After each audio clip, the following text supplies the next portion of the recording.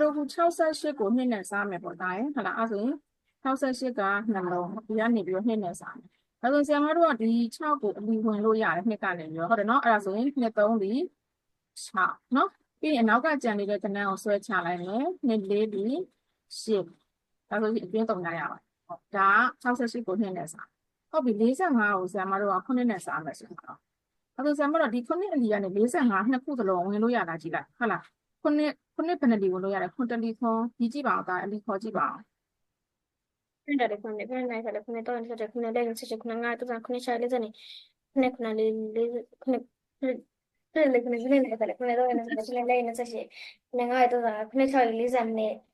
ဟုတ်တယ်ဒါဆိုရင်6လီ6လီဒီကောဟုတ်တယ်9 6လီ40နှစ်ဆိုဆရာမတို့ဒီကိန်းနှလုံးလုံးကိုဆရာမတခါတည်းဝင်လို့ရမှာနော်ကိန်းနှလုံးလုံးကိုတခါတည်းဝင်လို့ရမှာမလို့သူ့ရဲ့ဒီကိန်းရဲ့ဒီနောက်နေရာနေဆိုတော့အပေါ်မှာစားလက်ကိုတင်ရမှာ9 6လီ40နှစ်ဆိုပြီးတော့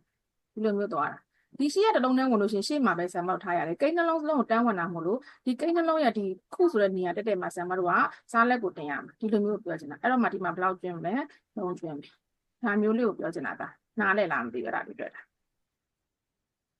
သဘောပေါက်လားဟုတ်တယ်နော်ဒီမှာတော့2 3လီဆိုခဏလုံးနဲ့ဝင်လာမလို့သူတက်မှာပဲဆရာမတို့စားလက်ကိုခြာရည်တယ်ပြီးရင်နောက်တစ်ခုဆရာမတို့ဆွဲချ68ကို2နဲ့တခါတည်းတန်းပြီးဆရာမအလီခေါ်လို့မရအောင်တစ်လုံးချင်းစီပဲခေါ်လို့ရတယ်ဒါပေမဲ့ဒီ45ကျတော့9နဲ့ဆရာမနှလုံးလုံးတွဲရက်ခေါ်လို့ရပါနော်ခေါ်လို့ရတဲ့ခါကျသူ့နဲ့တွဲရက်ခေါ်လို့ရတဲ့ခဏနှလုံးလုံးတွဲရက်ခုခဏ